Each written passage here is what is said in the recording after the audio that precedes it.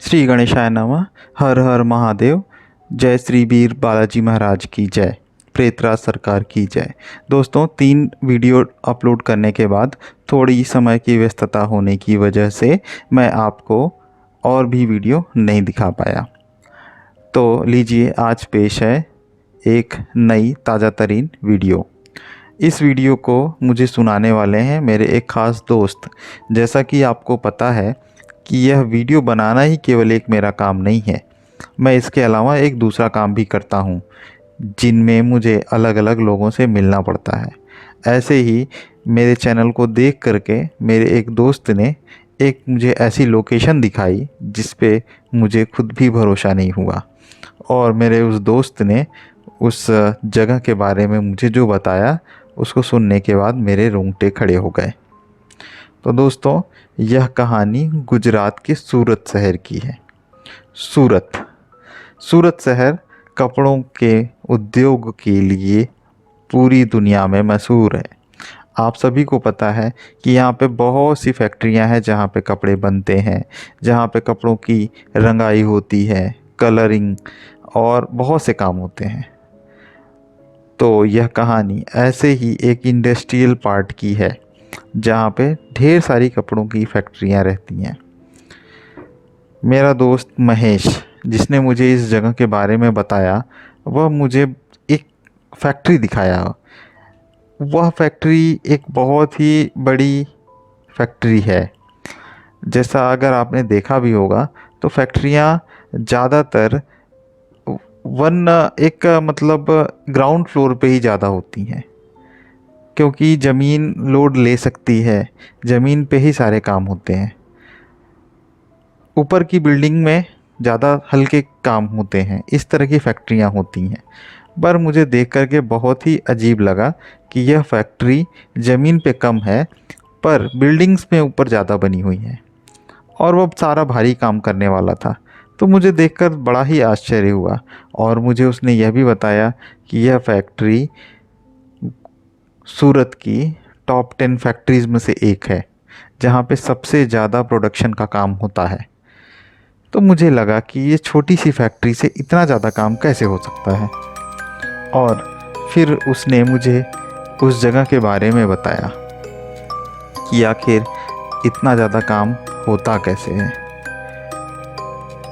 उसने मुझे बताया यह कहानी 1992 में शुरू होती है। मैं टाइमिंग भी आपको गलत बता रहा हूँ ताकि आप उन चीज़ों को कोरिलेट कर पाएँ। उस समय गुजरात में दंगे हुए थे, खासकर सूरत में, जब चारों तरफ कम्युनलिज्म फैला था। धर्म विशेष के लोगों को मारा जा रहा था। हिंदू मुस्लिम को मार रहा था, मुस्लिम हिंदू लोगों को मार रहे थे। और वह फैक्ट्री ऐसी जगह स्थित है जहाँ पे मुस्लिम भाई बंधु ज़्यादा रह रहे थे। तो उस फैक्ट्री के अंदर ज़्यादातर मुस्लिम वर्कर्स थे, और उस मुस्लिम वर्कर्स होने की वजह से हिंदू वर्कर्स और मुस्लिम वर्कर्स के बीच में लड़ाई हो गई थी। और उस लड़ाई में काफ़ी मुस्लिम लोगों को मार दिया गया था। मुस्लिम लोग वहाँ पर एक मशीन होती है, शायद आपने देखा भी होगा, बॉयलर बोलते हैं उसे। एक बहुत बड़ी भट्टी होती है जिसमें कोयला डाल करके उसको जलाया जाता है, और उससे भाप बनाया जाता है, और वह भाप गर्मी जिसे बोलते हैं हीट जनरेट करती है, और उसका इस्तेमाल अलग अलग मशीनों को चलाने में और अलग अलग जगह पे अलग अलग तरीके से लिया जाता है। तो हिंदू लोगों ने काफ़ी मुस्लिम लोगों को, या फिर मुस्लिम ने हिंदू लोगों को कैसे भी करके तो उस बॉयलर में डाल दिया था। और ऐसा लोग बोलते हैं कि लगभग 110 लोगों को उस बॉयलर्स में डाले गए थे, जिसकी वजह से वो बॉयलर भी जाम हो गया था। मतलब उसमें कोयले की जगह आदमी को ही डाल दिया गया था। कुछ तो ऐसा बोलते हैं कि कुछ लाशों को उसमें डाल दिया गया था, ताकि कितने लोगों की मृत्यु हुई है वह अंदाज़ा ना लग सके। और इस तरह से यह जो हंगामा हुआ था, कुछ दिन तक तो चलता रहा और फिर ये शांत हो गया। लेकिन हुआ कुछ यूँ कि इस हंगामे के बाद जब यह कम्युनलिज्म ख़त्म हुआ, यह दंगा ख़त्म हुआ, जो दंगा भड़क गया था शांत हुआ, तो धीरे धीरे समय लग गया इस पूरे चीज़ों को ठीक करने में। इसी दौरान धीरे धीरे ज़िंदगी पटरी पे लौटी और शांति चारों तरफ हो गई। धीरे धीरे जो बंद फैक्ट्रियाँ थीं वो चलने लगी और काम अपने आप फिर से चलने लगा। सूरत फिर से अपनी तरह से काम करने लगा। लेकिन वह फैक्ट्री बंद की बंद ही रह गई, क्योंकि वहाँ पे काम करने वाले काफ़ी लोग या तो भाग गए थे या फिर मार दिए गए थे। जो मार दिए गए थे वो तो मर ही गए थे, पर उसमें काम करने वाले लोग भागे कैसे? इसके पीछे की कहानी ये होती है कि ग्राउंड फ्लोर पे जो मशीनें थीं वो तो काम कर रही थीं, आदमी चला रहे थे, लेकिन थर्ड फ्लोर की जो मशीनें थीं वे ऑटोमेटिक हो गई थीं। आप समझ पा रहे हैं ना? ऑटोमेटिक हो गई थी। और फोर्थ फ्लोर की जो मशीनें थी उसको फिर से आदमी चला रहे थे।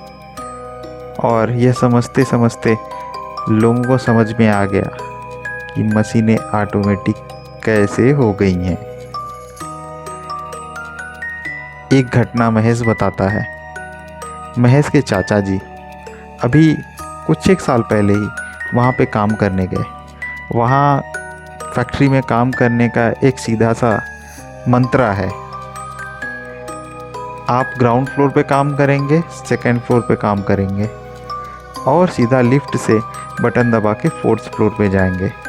इवन थर्ड फ्लोर पे लिफ्ट रुकती ही नहीं है।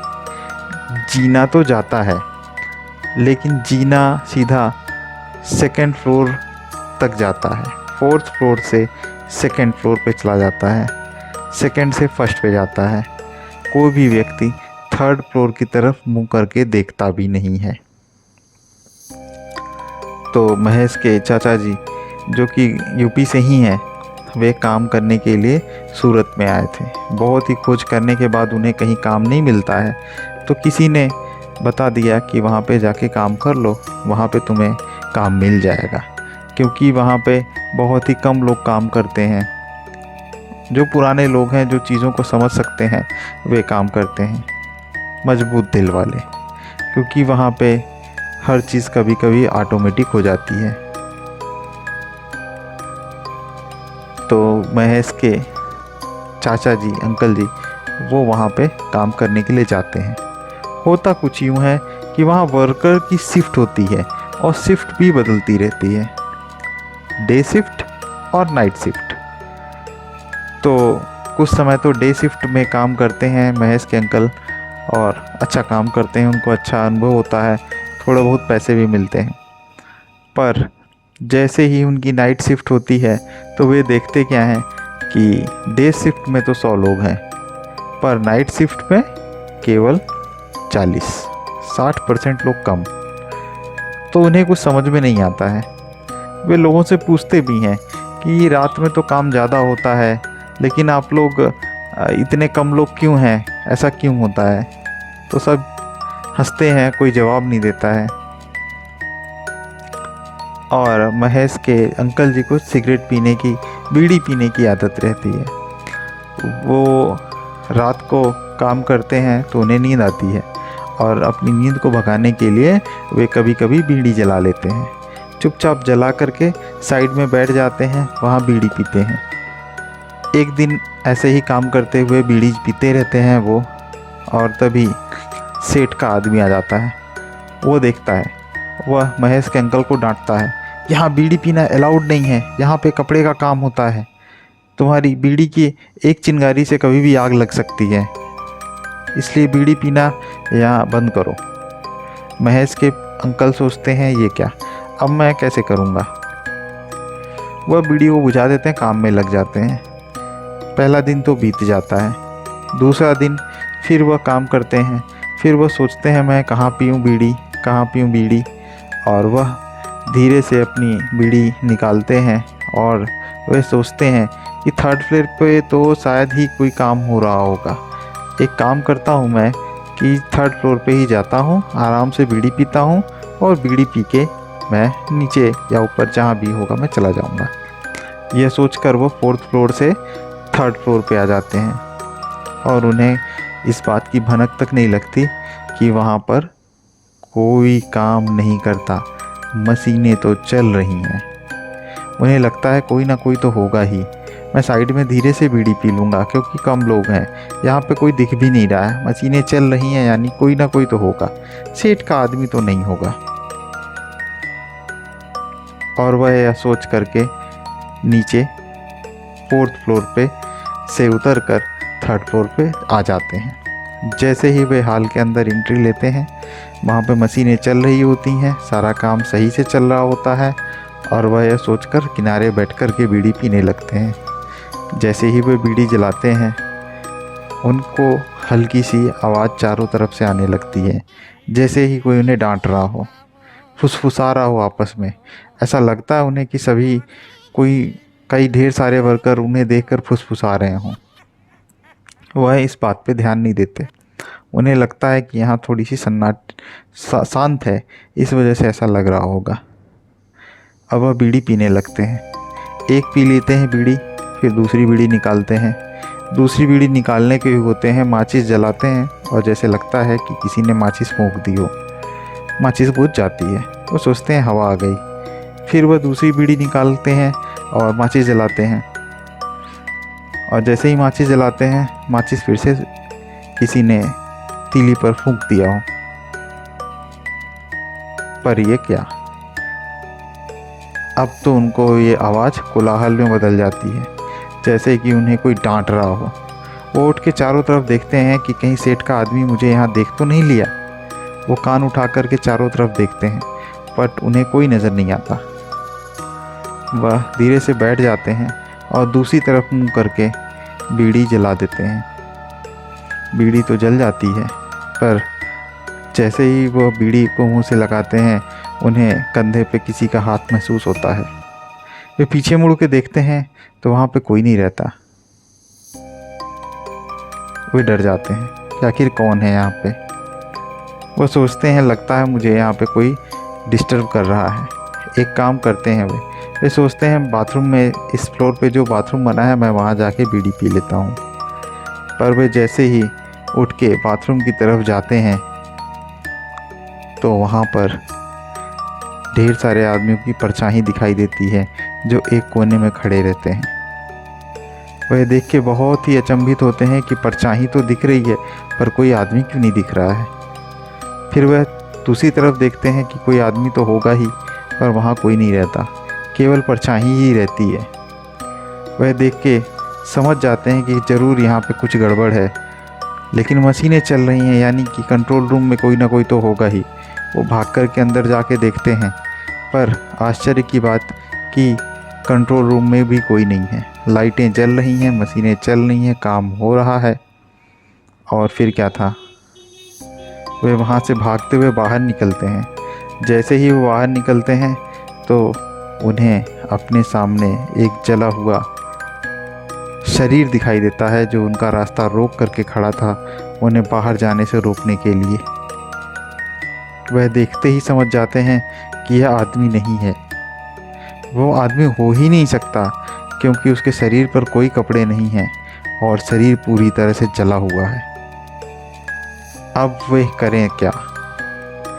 वे आओ देखते न ताओ, और वे सोचते हैं कि मैं दौड़ता हुआ उसके नीचे से निकल जाऊंगा। और वह ऐसा ही करते हैं, दौड़ते हुए ही बैठ जाते हैं और बैठते ही उसके टांगों के बीच में से वो बाहर निकल जाते हैं और इतनी तेज़ से निकलते हैं कि डायरेक्ट वो सीढ़ी पे गिरते हैं और सीढ़ी से लुढ़कते हुए नीचे आ जाते हैं। उनके शरीर में बहुत सी चोटें लगी थी। नीचे के वर्कर्स ने उन्हें देख लिया और गिरते हुए और उनके पास आके पहुँचे।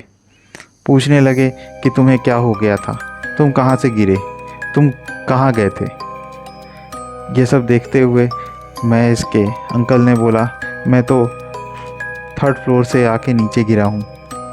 ना जाने कौन था वहाँ पे जो मुझे डरा रहा था। वर्कर्स ने उन्हें उठाया और बोला, तुम्हें थर्ड फ्लोर पे किसने भेजा था। ऐसा कौन सा इंसान है जिसने तुम्हें थर्ड फ्लोर पे काम करने को भेजा? वहाँ पे काम नहीं होता है, वहाँ तो काम अपने आप होता रहता है। वहाँ किसी आदमी की ज़रूरत नहीं होती है, वह रात में ही शिफ्ट चलती है और वहाँ के वर्कर्स को कोई छेड़ता नहीं है। वे वर्कर्स अपने आप काम करते रहते हैं। महेश के अंकल ने पूछा, अपने आप? ऐसा कैसे हो सकता है? तो वर्कर्स ने उसे सारी बात बताई कि वहाँ के थर्ड फ्लोर पर मशीनें तो हैं, काम अपने आप होता रहता है, सामान रख दिया जाता है, काम अपने आप चलता रहता है और 4 या 5 दिन तक दिन शिफ्ट में जितना सारी कंपनी काम करती है, एक नाइट शिफ्ट में वह थर्ड फ्लोर से उतना प्रोडक्शन दे देते हैं और इसके बदले में उन्हें कुछ चाहिए नहीं होता है, केवल कुछ खाने पीने का सामान उसी बॉयलर्स में डाल दिया जाता है और वो भी नॉन वेज। स्पेशल डिमांड पे उन्हें स्पेशल ट्रीट किया जाता है। जैसे कि कभी प्रोडक्शन ज़्यादा निकल जाता है तो उस रात में बॉयलर में शराब डाल दी जाती है, कभी उस प्रोडक्शन में सुबह सुबह या शाम शाम को बीड़ी या सिगरेट डाल दी जाती है, तो और भी अच्छा काम होने लगता है। और इस तरह से सेठ उन वर्कर से मरने के बाद भी काम करा रहा होता है और वे वर्कर खुशी खुशी अपना काम करते रहते हैं और सारे वर्कर खुश रहते हैं। इसलिए थर्ड फ्लोर पे किसी को जाने की अनुमति नहीं रहती है, केवल फर्स्ट फ्लोर, सेकंड फ्लोर या फोर्थ फ्लोर। थर्ड फ्लोर पे जाना खतरे से खाली नहीं होता है। कोई मशीनरी ख़राब होने पर ही कोई थर्ड फ्लोर पे जाता है, वैसे मशीनरी ख़राब होती भी नहीं है वहाँ पे। आखिर ख़राब भी कैसे हो, वह अपना काम खुद ही कर लेते हैं। धन्यवाद। कैसी लगी यह स्टोरी आप मुझे कमेंट में ज़रूर बताइएगा। जय वीर बालाजी महाराज की जय।